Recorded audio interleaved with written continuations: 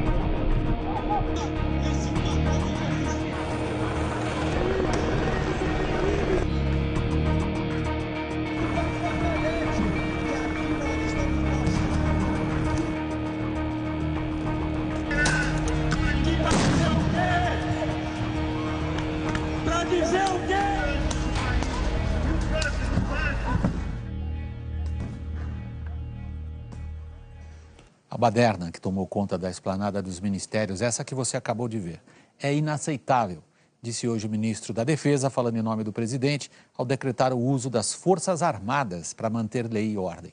Os soldados já estão na esplanada dos ministérios e nós vamos ao vivo a Brasília com Giovana Teles, que está acompanhando. Giovana, boa noite. Boa noite, William. Boa noite a todos. Olha, as ruas que dão acesso aqui à esplanada dos ministérios estão fechadas. O trânsito está bloqueado ainda, apesar da manifestação ter acabado no começo da noite. Normalmente, as ruas são liberadas, o trânsito é reaberto 2 horas depois que as manifestações acabam. Mas esse decreto para garantia da lei e da ordem mudou tudo. A gente vai mostrar agora imagens que foram feitas há pouco aqui na esplanada dos ministérios e mostram os militares do Exército, militares da Força Nacional de Segurança espalhados aqui ao longo da esplanada dos ministérios. Eles estão principalmente na frente dos prédios dos ministérios, especialmente dos que foram mais danificados, dos que foram mais depredados. E a gente vê aí, estão usando também cães, eles portam segurança para eles, os carros passam direto aqui nessa área perto da Praça dos Três Poderes. A atuação conjunta dos militares dispersou a manifestação que foi convocada pelas centrais sindicais para protestar contra as reformas propostas pelo governo Temer. Primeiro foi esvaziada a área aqui mais perto do Congresso Nacional. Os manifestantes foram se deslocando mais para o outro lado da esplanada, perto da rodoviária do Plano Piloto. Desde o fim da manhã, a gente já mostrou aí algumas imagens, houve depredações de prédios, quebra de computadores dos ministérios, incendiaram parte do térreo do Ministério da Agricultura e outro edifício muito afetado também foi o do Ministério da Ciência e Tecnologia. A repórter Geisa Duarte foi lá no Ministério e mostra os estragos.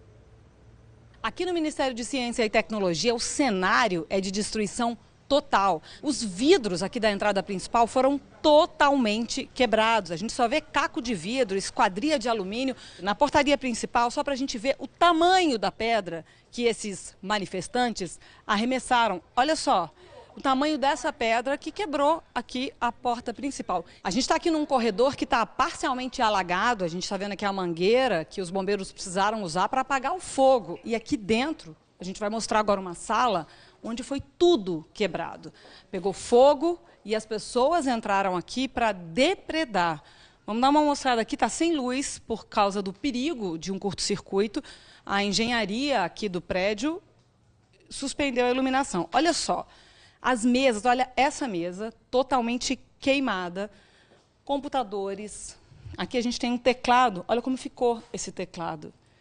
A gente tem tudo espalhado, né? As cortinas, os vidros foram completamente quebrados, o ar-condicionado, olha, derreteu.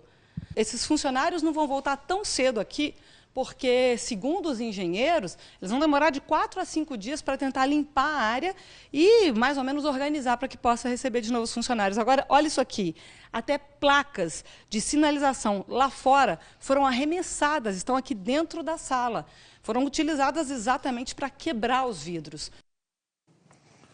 Giovana, a gente conferiu o grau da baderna, da violência cometida na rua, mas eu queria concentrar um pouco agora no lado político do que aconteceu hoje à tarde aí em Brasília e que você está acompanhando.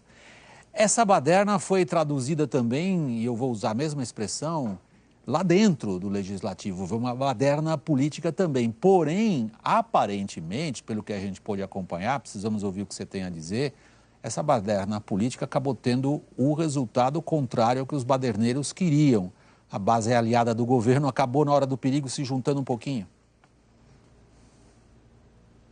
Olha, William, a repercussão do decreto presidencial autorizando o uso das Forças Armadas para a garantia da lei e da ordem foi imediata, tanto na Câmara quanto no Senado. O líder da rede no Senado, Randolfo Rodrigues, entrou no STF com um mandado de segurança contra o decreto.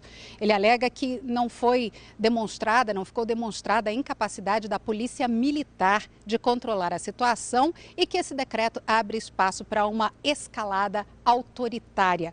O ministro Dias Toffoli já está analisando esse pedido. Na Câmara quase teve briga para valer.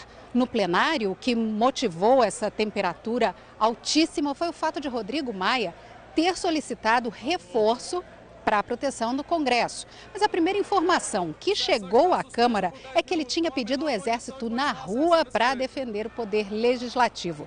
Teve gritaria, teve bate-boca, e aí Rodrigo Maia correu para divulgar nas redes sociais e no plenário o pedido que ele tinha feito ao presidente da República, que mostra que foi o de reforço com a Força Nacional de Segurança. O apoio das Forças Nacionais, sim. Agora, qual foi o instrumento que ele usou? É uma decisão do governo. Agora, de fato, o ambiente na esplanada era grave e para garantir, né, a segurança tanto dos manifestantes como daqueles que trabalham nos ministérios e na Câmara e no Congresso, eu fui ao presidente, mas conversei com ele e achava que era importante que a Força Nacional pudesse colaborar nesse momento junto com a Polícia do Distrito Federal.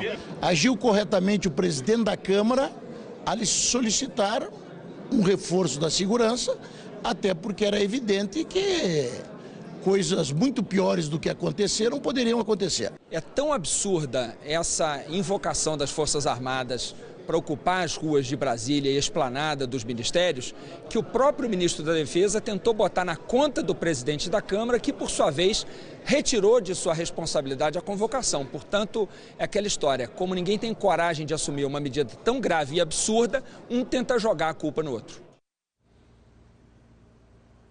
William, agora voltando à sua pergunta, se o perigo serviu de elemento de união da base de Temer no Congresso. Na Câmara se percebeu melhor isso, viu? Diante dessa primeira grande manifestação contra esse governo, depois das denúncias envolvendo o presidente, parlamentares voltaram a se aglutinar para dar força àquele discurso que a gente vem falando, de que mesmo o presidente devendo explicações, o trabalho do Legislativo tem que seguir normalmente. Depois de toda essa confusão que a gente mostrou, o presidente da Câmara retomou a sessão para votar medidas provisórias. Como protesto, a oposição se retirou, saiu do plenário e a base continuou lá votando. No meio da tarde também, o PSDB desceu do muro e declarou que fica na base do governo. Outras ações também nesse mesmo sentido são colocar na mira a JBS e os financiamentos do grupo junto ao BNDES. Tem pedidos de CPI já apresentados sobre isso. E um parlamentar usou uma figura de linguagem interessante. Ele comparou a situação da base de Temer quando saiu a delação da JBS, quando a gente bate ali o pé num formigueiro, fica meio aquele salve-se que puder, salve-se quem puder. E hoje não, eles estavam mais unidos. Mas essas análises políticas nos últimos dias têm validade curtíssima, né, William? Tem, é uma característica da nossa crise, Giovana, a velocidade com que os acontecimentos se sobrepõem. Muito obrigado, boa noite para você em Brasília.